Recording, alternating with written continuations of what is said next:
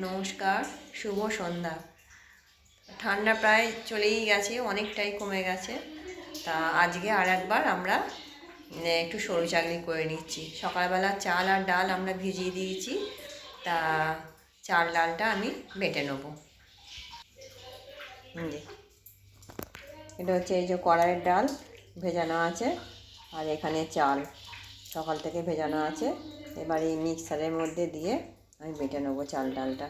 তা তোমরা প্রথম থেকে শেষ পর্যন্ত দেখতে থাকো, আশা করি ভালো লাগবে। কীভাবে নরম তুলতুলে সরু চাকলি করি আমরা, তোমরা দেখতে থাকো।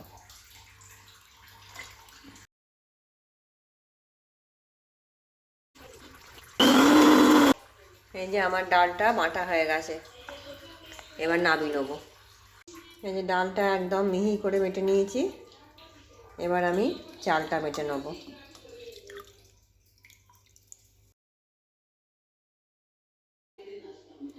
এই যে সরু চাকলির জন্য এই যে চালটা আমি মিহি করে বেটে নিয়েছি।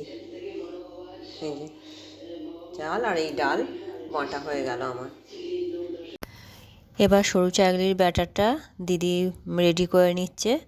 অল্প চাল গুঁড়ি নিয়েছে, মানে আতপ চালের গুঁড়ি নিয়েছে, আর যেটা সেদ্ধ চাল বাটা আর ডাল বাটা আমি করে রেখেছি, সেটা দিদি হালকা কুসুম গরম জল দিয়ে আর পরিমাণ মতো নুন দিয়ে ও মাখিয়ে নিচ্ছে হাতে করে।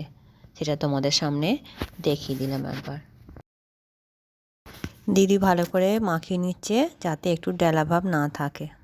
ভালো তুলে তুলে দেখাও একটু হাতে করে। এই যে আমার গোলনাটা তৈরি হয়ে গেছে। এই যে সরু চাকলি শুরু হয়ে গেছে তৈরি। দিদি তৈরি করছে সরু চাকলি। ভালোই সরু চাকলি করতে পারে। না গো, পারি না।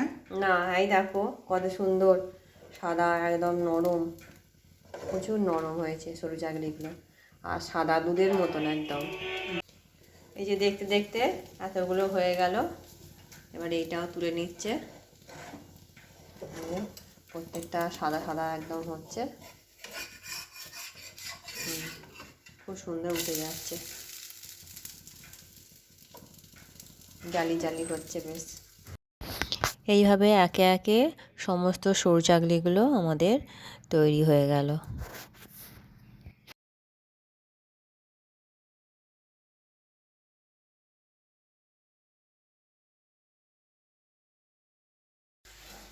যে কতটা নরম দেখো, দেখেই বুঝতে পারা যাচ্ছে, হাতের মুঠোয় চলে আসছে। হাতের মুঠোয় চলে এসছে। তোমাদের যদি আমার এই রেসিপিটি ভালো লেগে থাকে, আমার চ্যানেলটি সাবস্ক্রাইব করবে, লাইক করবে, কমেন্ট করবে। দেখা হচ্ছে পরের একটি ভিডিওয়। আজকের মতন টাটা।